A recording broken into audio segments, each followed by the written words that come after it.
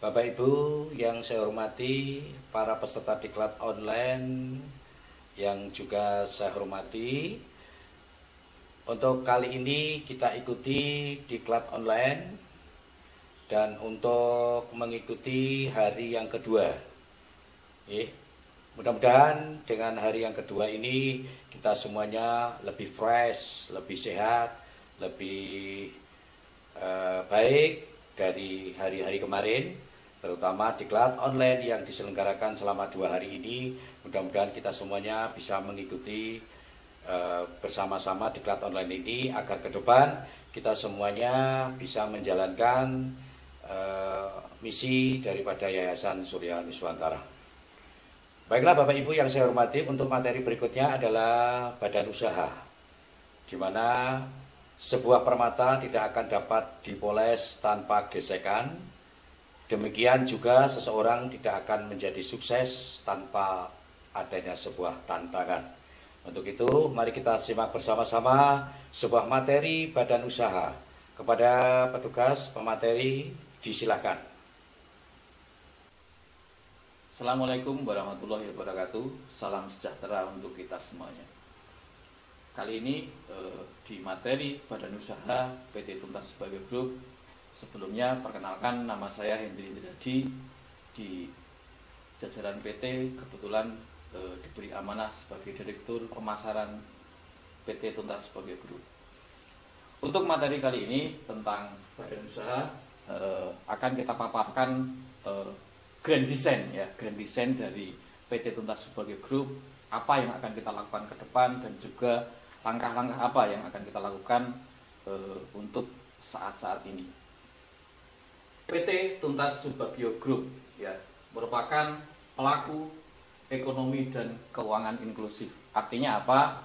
Ini bahasa ekonomi untuk sebuah usaha. Artinya PT Tuntas Subagio Group ini, harapan Mas Tuntas adalah sebuah perusahaan rakyat, perusahaan rakyat di mana nanti sahamnya milik rakyat, berguna untuk rakyat, dan juga mengacu atau mengakomodir dari ekonomi kerakyatan. Sebelum langkah yang selanjutnya, ini ada sedikit tips untuk membuat sebuah program kerja atau membuat sebuah usaha, sebuah perusahaan. Jadi ada 9 langkah penyusunan program kerja. Yang pertama adalah membuat analisis kebutuhan, permasalahan yang ada dan isu yang ada saat ini apa. Jadi kenapa program itu harus dibuat, kenapa perusahaan ini nanti ke depan seperti apa, harus dibuat analisanya, apa faktor-faktor apa yang mempengaruhi itu. Yang kedua adalah merumuskan ide dasar dan latar belakang. Ide ini untuk apa? Idenya apa untuk yang layak di daerah tersebut, cocoknya untuk usaha apa, ini harus dirumuskan. Yang ketiga, merumuskan tujuan atau target. Targetnya 1 bulan ke depan, 3 bulan ke depan, 6 bulan ke depan, sampai 1 tahun ke depan. Itu dirumuskan secara bertahap, jangka pendek, menengah, dan panjang. Yang keempat, menentukan subjek atau sasarannya. Sasarannya yang paling dituju apa? Mungkin tentang SDM di masyarakat tersebut, atau mungkin menggali potensi, potensi sumber daya alam, potensi sumber daya manusia, dan juga potensi wilayah. Yang kelima, menentukan indikator keberhasilan.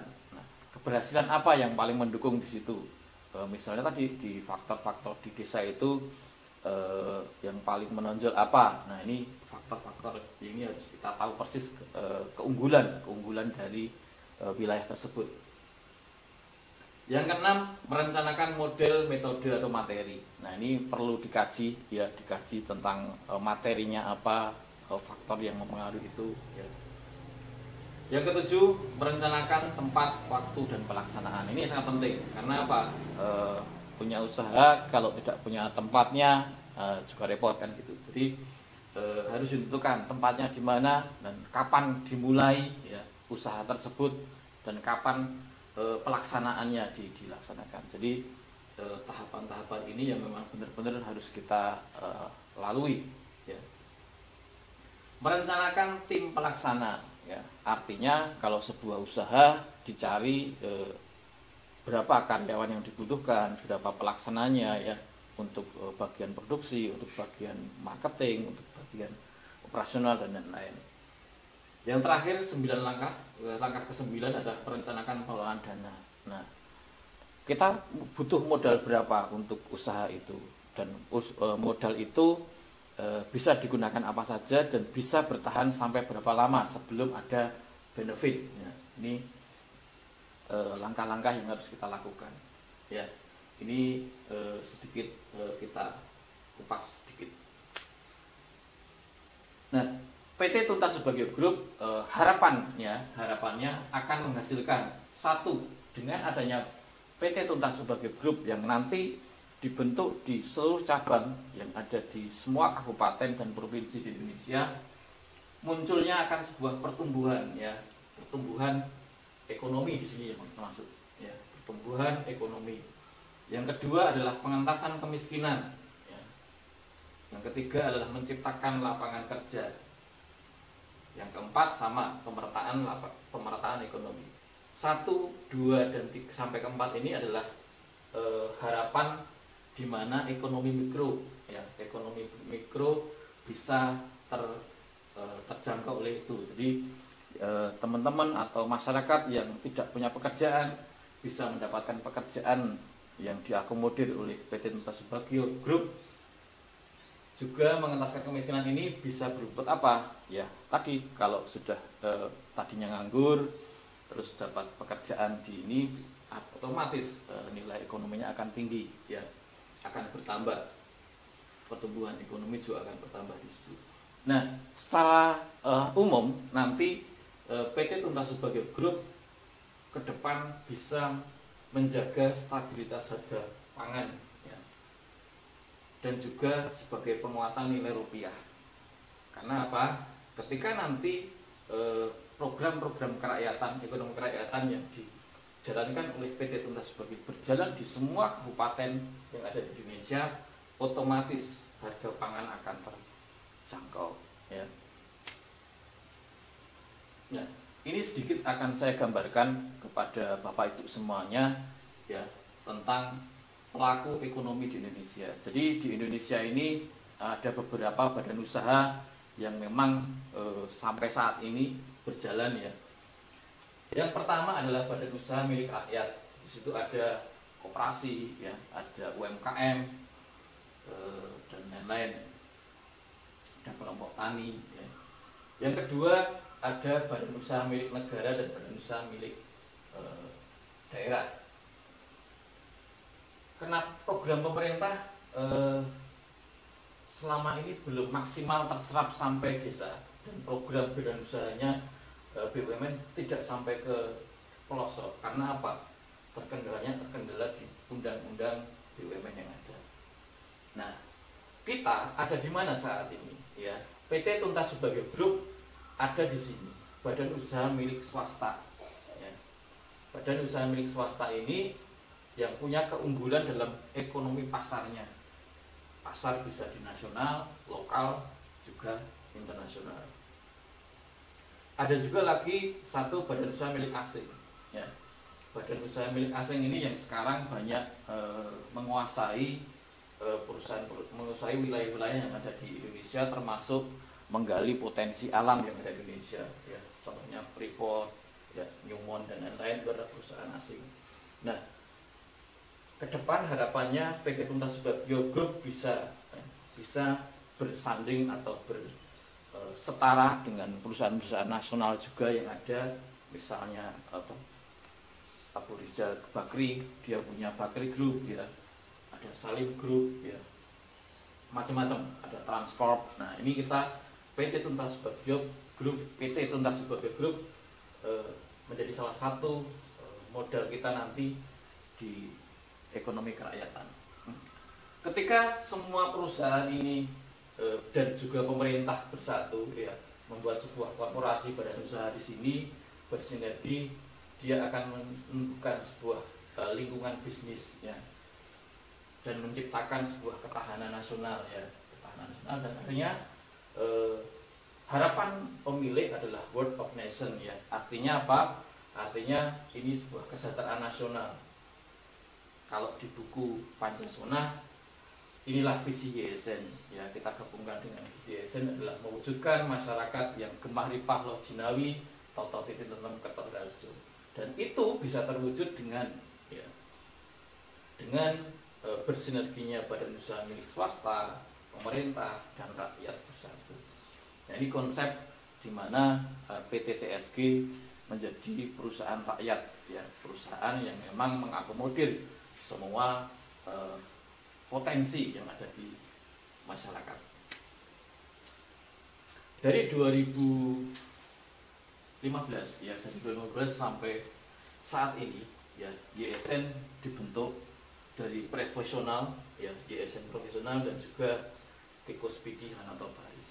Nah, kenapa dibuat seperti itu? Ini adalah piramida usaha badan usaha besar dan UMKM. Jadi di Indonesia kalau dibuat piramida seperti ini yang ada ya, ada ekonomi mikro, ada usaha menengah, ada juga usaha besar. Nah, YSN mengambil dua-duanya, satu dari atas dan satu dari bawah. Profesional bagaimana ekonomi makro dibangun ya sampai saat ini ya, dari 2015, dan juga Tikus Pidi Hanoto Baris ini membangun ekonomi mikro. Harapannya di 2 Desember 2022 semuanya bersenandung ya, bisa bertemu di sini, semuanya bisa tercapai. Yang ekonomi makro juga sudah selesai dan ekonomi mikro bisa kita awali dari saat ini ya. Karena apa? Ironis, kondisi saat ini ya, perusahaan yang go public cuma sekian persen ya, sementara penduduk miskin yang mengharapkan belum punya pekerjaan sekian persen ya. Jauh ironis. Ini pekerjaan kita sebagai Tikus Pidi Hanoto Baris untuk bagaimana menggerakkan ekonomi mikro yang ada ya, melewati PT TSG ini untuk bisa ya, merah ini bisa menjadi hijau, hijau bisa menjadi biru, biru bisa menjadi orange ya. Next. Nah, ini adalah grand design dari PT Tuntas Subagio Group. Jadi PT TSG ya, PT Tuntas Subagio Group menjadi induk dari perusahaan-perusahaan yang akan dimiliki nantinya ya. SN Jebeng ke depan akan menjadi PT, ini contohnya SN Tani ya, SN Tirta, SN Akses, SN Konstruksi dan lain-lain ya. Nanti ada 7 semuanya ini akan bersinergi sebagai anak perusahaan dari PT TSG ya, dan semuanya akan bersinergi dengan pemerintah. Dalam hal apa? Pemerintah membantu pada hal polisi, kebijakan ya, infrastruktur ya, insentif dan lain-lain. Jadi bersinergi dengan birokrasi yang ada, juga dengan universitas yang ada. Untuk apa? Akan adanya training untuk karyawannya ya, untuk pengembangan teknologi kita harus bekerjasama dengan universitas yang ada ya. Hingga harapannya dengan PT TSG dengan manajemen yang profesional ya, manajemen yang profesional dengan perusahaan-perusahaan yang ada di sini adalah perusahaan yang akuntabel, artinya bisa menggapai pasar lokal ya, nasional dan global market. Nah, ini ketika ini bisa tercapai, gemah ripah yang tadi menjadi cita-cita atau visi dari YSN dilakukan dengan ini proses. Karena apa? Kita harus ingat bahwa Yayasan Surya Nuswantara bergerak di bidang sesuai dengan undang-undang. Yayasan hanya bergerak di bidang sosial, kemanusiaan dan keagamaan. Untuk melaksanakan itu semua harus ada kegiatan ekonomi di sana. Dan PT TSG ini menjadi program ekonomi yang nanti disusun oleh departemen-departemen yang ada di pusat YSN. Ini adalah struktur manajemen PT TSG ya, yang nanti dibangun atau di cabang-cabang ini sebagai membentuk cabang-cabang yang ada di kabupaten yang ada di Indonesia. Setiap cabang ya, ini ada PT TSG yang memiliki beberapa divisi, 7 divisi ya sampai saat ini. Cabang ini nanti akan memiliki beberapa pos sana atau divisi juga yang sama dengan divisi yang ada di atas. Setiap struktur cabang di kabupaten ada namanya kepala cabang ya. Kepala cabang, ada kabag administrasi dan keuangan, ada kabag gudang ya. Dan ini nanti membawai dari kabag Jebeng, kabag SM Tani, SM Tirta, SM Akses dan lain-lain. Juga nanti setiap pos yang ada, setiap bagian Jebeng itu pasti ada bagian administrasi dan keuangan untuk memantau pergerakan usaha yang ada. Jadi ini yang nanti di setiap kabupaten harus dibentuk ya. Kemarin sudah ada beberapa yang dibentuk. Nah ini dengan konsep ini nanti dibentuk di setiap kabupaten. Ini gambaran dari perusahaan ekonomi dan keuangan inklusif yang ada. Jadi PT TSG ya, sesuai dengan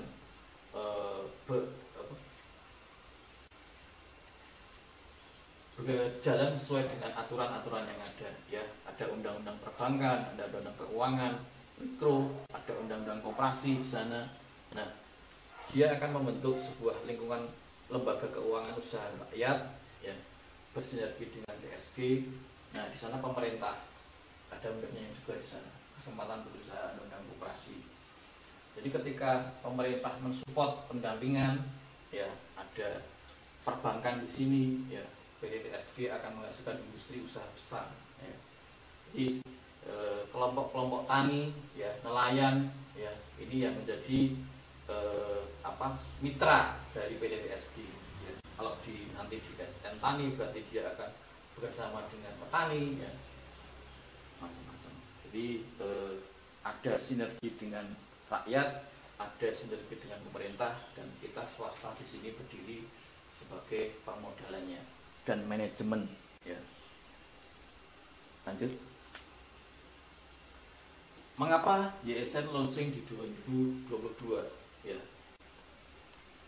Ini penjelasan ekonomi di mana nanti di 2025 ya, di 2025 akan terjadi ketimpangan laju pertumbuhan penduduk 0,49% ya, dengan laju pertumbuhan bahan pangan 0,3%, dan ditambah lagi dengan pemanasan global dan juga COVID-19 yang ada, maka di tahun 2025 ya, Indonesia akan mengalami defisit pangan 70 juta ton ya.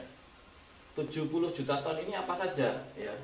Ada beras 53 juta ton sendiri, ada jagung yang 12,5 juta ton, dan juga kedelai ya. Dan ini adalah bahan-bahan pokok ya. Sumber 2016 di Januari ya.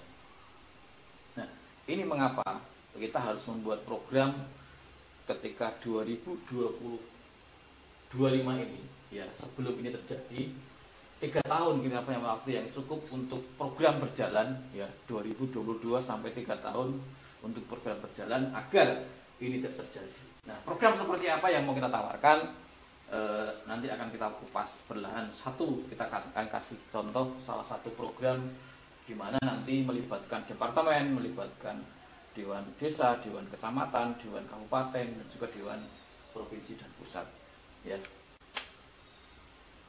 Nah, kenapa sih terjadi seperti itu, prediksi seperti itu di 2025 ya? Karena kondisi dan permasalahan bahan pangan di Indonesia seperti ini. Jadi yang pertama adalah tentang lahan pengusahaan petani yang sempit ya. Dengan adanya laju pertumbuhan penduduk yang ada, banyaknya dibangun rumah-rumah dan juga sektor usaha yang ada, lahan petani menjadi sempit. Ya. Yang kedua, lemahnya kelembagaan dan posisi tawar petani, ya, tata niaga serta belum adilnya sistem pemasaran yang ada. Nah, ini karena lemahnya manajemen yang baik dari mulai bibit sampai pasca panen. Yang ketiga, belum tersedianya sarana pasca panen yang memadai. Ini yang paling penting, ya. Banyak kita punya petani-petani yang hebat, bisa mengelola bagaimana berimprovisasi, ya. Cuma kadang ketika hasil panen yang bagus tidak menjamin juga sebuah keuntungan yang besar. Karena apa? Harga pasca panen ini yang masih dikuasai oleh para kapitalis, ya. Yang keempat, belum adanya pendataan yang real time tentang luasan, komoditas, ya, tentang sarana produksi yang ada. Jadi belum tepat apa yang harusnya ditanam dengan apa yang harusnya dihasilkan, ya. Ini yang dibutuhkan pasar apa dan yang ditanam apa itu kadang belum pas, ya, hanya sesuai dengan keinginan sendiri saja. Selanjutnya, diperlukan dukungan teknologi kreatif dan inovatif, ya. Dibutuhkan dukungan teknologi kreatif, ya. Yang keempat, yang terakhir kerusakan sumber daya alam sebagai perilaku manusia, termasuk dalam budidaya pertanian yang ada. Banyaknya bahan-bahan kimia, ya, bahan-bahan kimia yang ada justru itu merusak di degradasi lingkungan di tanah dan lain-lain, ya. Ini kenapa kondisi saat ini terjadi kurang bagusnya dalam hal panen, ya, karena permasalahan-permasalahan seperti ini. Ini kita ambilkan contoh, ya, dari survei yang ada, di mana untuk masyarakat Indonesia, ya, cadangan berasnya adalah 37%, hanya 1-3 kg per satu keluarga, ya. Dan yang lebih ironis adalah lebih dari seperempatnya, 26% tidak punya stok beras di rumah, ya. Ini menjadi PR kita untuk bagaimana ini bisa menjadi minimal, ya, minimal stoknya ada 1-3 kilo. Yang selanjutnya, 21% masyarakat lumayan, ya, ada 5-10 kilogram untuk stok beras yang ada. Nah, yang sejahtera adalah di 16% ini, ya, hanya enggak sampai seperempat, ya, hanya 16% yang stok berasnya lebih dari 20 kg. Nah, ini harus menjadi PR kita bersama, bagaimana membuat sebuah usaha yang memang bisa mengentaskan kemiskinan, ya, bagaimana ini memberikan lapangan kerja untuk yang di sini. Karena apa? Mereka nggak punya stok beras untuk membeli, ya. Ini PR.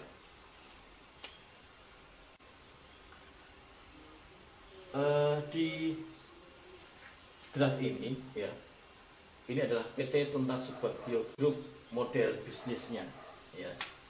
Di sini kita akan bersinergi dengan koperasi, ya. Ini salah satunya. Ini kita ambil contoh untuk satu program yang ada di pertanian, ya, koperasi yang milik petani. Nah, di sini kita mengkonsolidasi, ada petani, ya, ada petani yang tidak punya lahan, ada petani yang punya lahan tapi tidak bisa mengelola, ya, ada petani yang tidak punya dua-duanya. Nah, artinya kan hanya punya bisa tenaga saja, gitu. Nah, dilakukan pendampingan oleh PT TSG melalui badan usaha yang ada di desa, ya. Nah, didampingi terus bagaimana dari proses bibit, ya, pupuknya seperti apa, ya, dengan juga obatnya apa. Nah, ini diberi pendampingan yang sesuai. Setelah itu juga diberi pendampingan tentang tata kelola, ya, tata kelola dari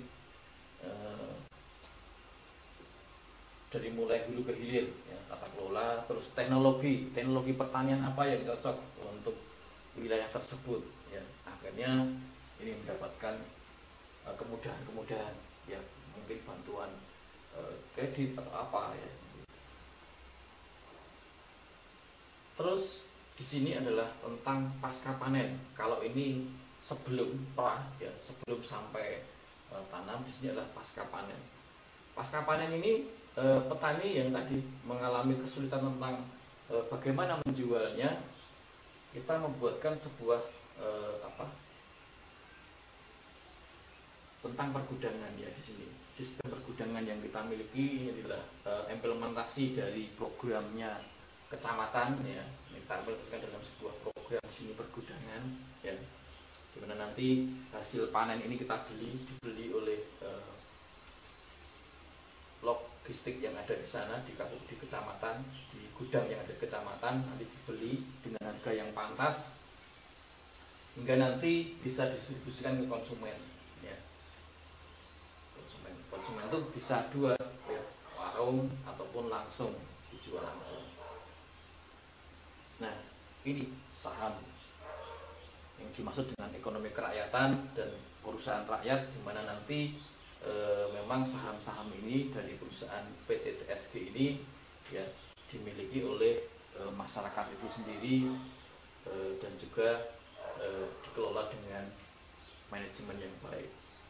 Nah, PT TSG menjadi sebuah harapan bagi kita semuanya untuk di pertanian dan di peternakan, ya, macam-macam di semua bidang nanti. Ini salah satu contohnya di pertanian, ya.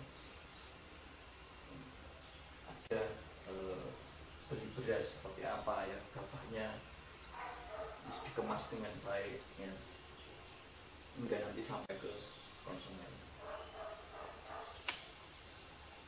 Nah, ini adalah alur bisnis hulu ke hilir, ya, yang tadi adalah penjelasan singkatnya. Ini adalah bagaimana urutannya, ya. Pendataan atau penawaran pinjaman atau pendampingan dari petani ini bisa petani yang tadi tidak punya lahan, ya, terus kita berikan pemahaman. Ini adalah kantor kita yang ada di kabupaten dan kecamatan. Nantinya setiap kecamatan kita punya untuk mendata petani yang ada atau kelompok-kelompok tani yang ada, hingga dilakukan pendampingan, ya, pendampingan yang ada. Nah, hubungannya apa dengan departemen yang kita jalankan, ya? Kita punya 9 departemen dan bisa di sini, ya. Ada PU di sini untuk membangun sarana prasarananya di sana yang ada di sini, ya. Irigasi ini dilaksanakan oleh departemen PU-nya, sampai dengan adanya ini warung, ya, warung retail yang ada di setiap kecamatan atau desa. Nantinya kita punya warung rakyat. Ada juga departemen riset dan teknologi yang bagaimana pengembangan teknologi pertanian ini dijalankan, ya. Ini beberapa contoh hubungannya departemen dengan program, ya. Karena tadi PT ini sebagai implementasi dari program yayasan. Jadi yayasan punya program dan dilaksanakan oleh PT, ya. Jadi semua program ini yang melakukan adalah Dewan Desa sampai Dewan Pusat, ya. Cuma dilaksanakan dalam bentuk badan usaha yang dilakukan oleh PT Tunas Portfolio Group. Nah, di pendampingan di sini diberikan setelah tadi dia tidak punya lahan, misalnya kita ambil contoh tidak punya lahan, di sini kita kasih lahan, ya. Kalau yang punya lahan tapi tidak bisa mengerjakan, kita kasih tenaga kerja untuk mengerjakan lahan itu. Hingga ini kolektif, ya. Pendampingan tentang proses panen yang ada.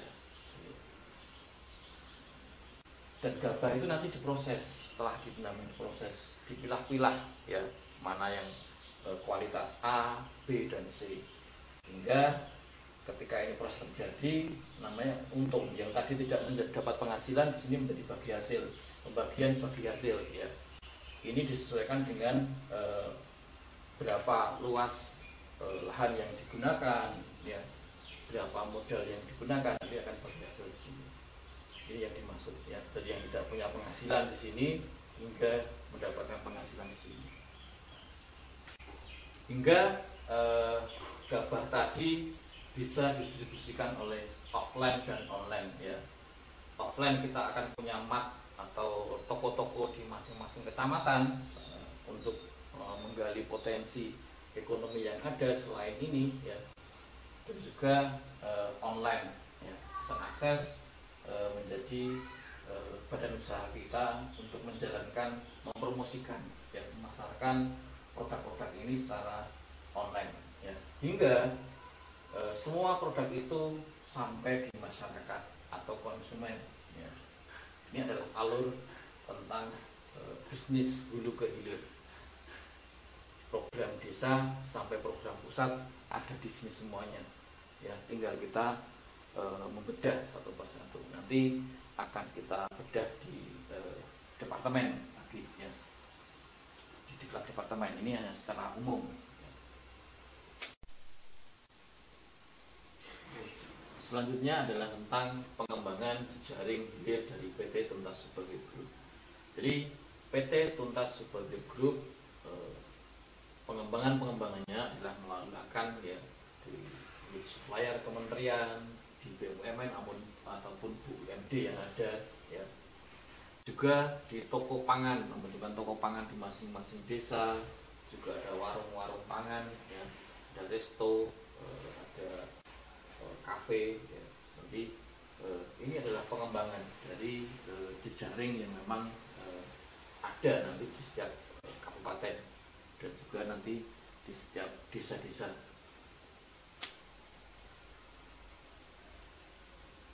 Ini wujud dari implementasi program dari yayasan melalui departemen yang akan dilakukan oleh PT Tuntas Subagio Group. Jadi Indonesia, ya, dengan ada berbagai macam budaya dan lain-lain, ya, budaya, sosial, keagamaan.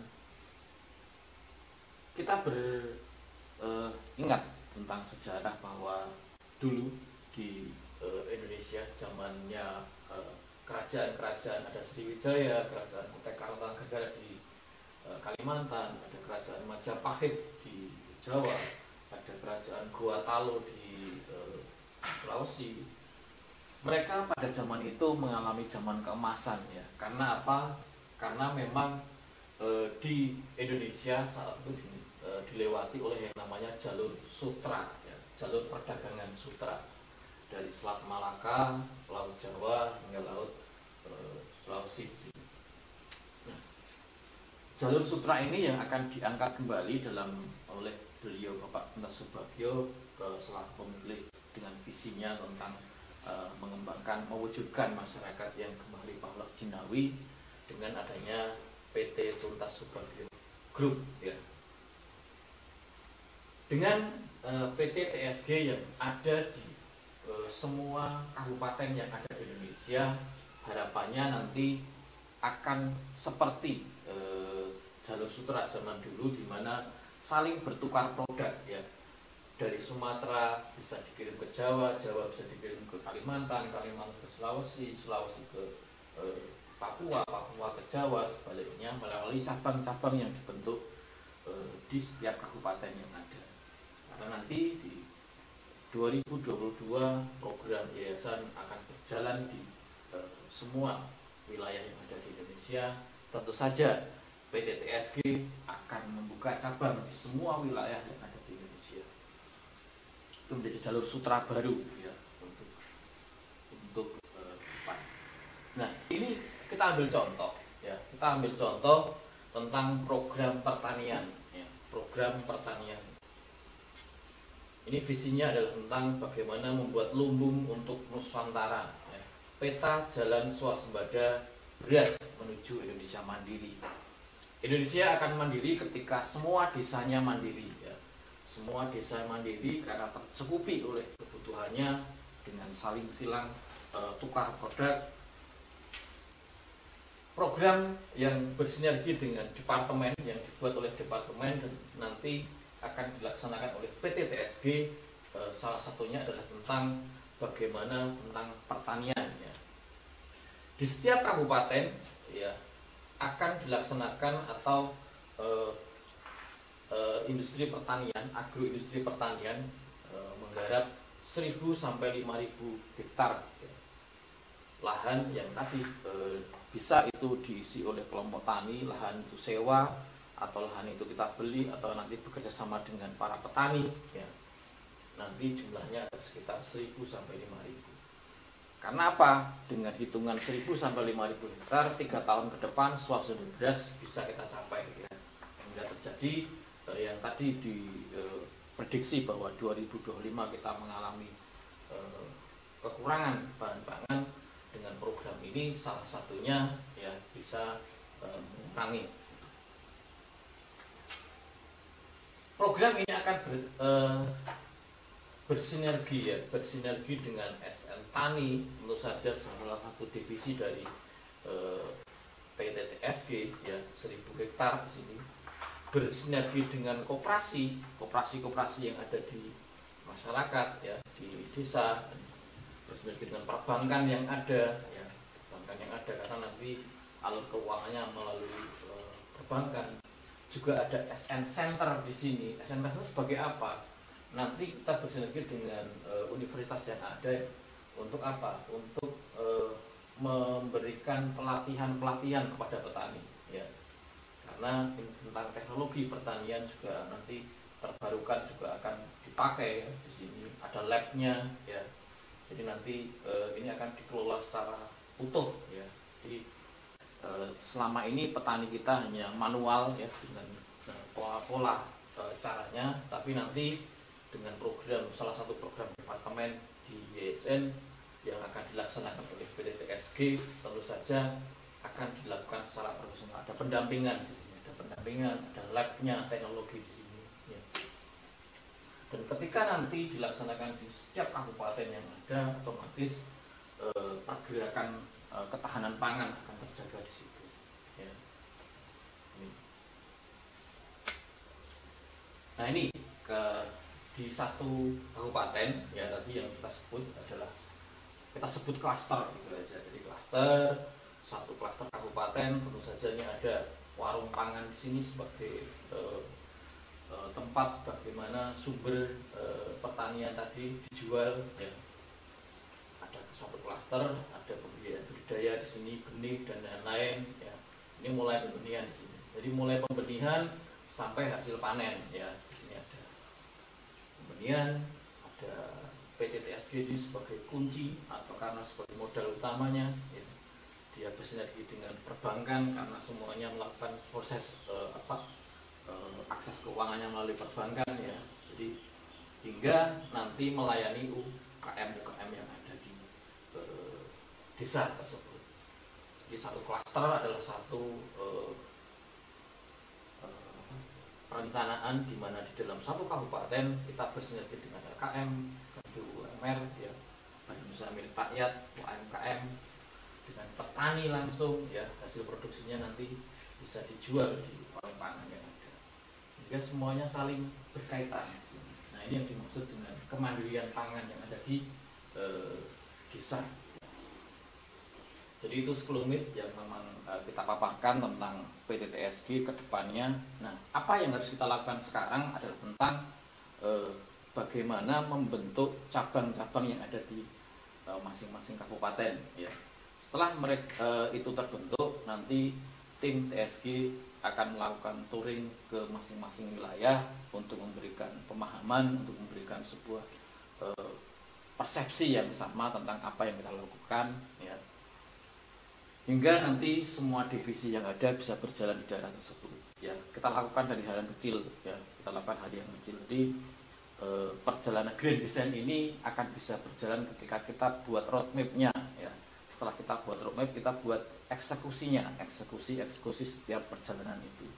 Jadi ini langkah besarnya seperti ini. Nah, langkah kecilnya adalah bagaimana kita bersinergi dengan daerah di tentu saja di struktural ya. Kita butuh struktural untuk bagaimana mengakomodir dari program ini, termasuk dengan saham ya, saham.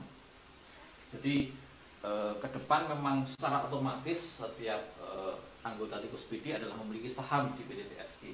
Tapi untuk saat ini nanti PT TSG akan mengeluarkan saham, dan itu nanti wajib juga dibeli oleh Tikus PD yang ada di Indonesia, terutama yang memang sebagai anggota Yayasan Surya Nusantara.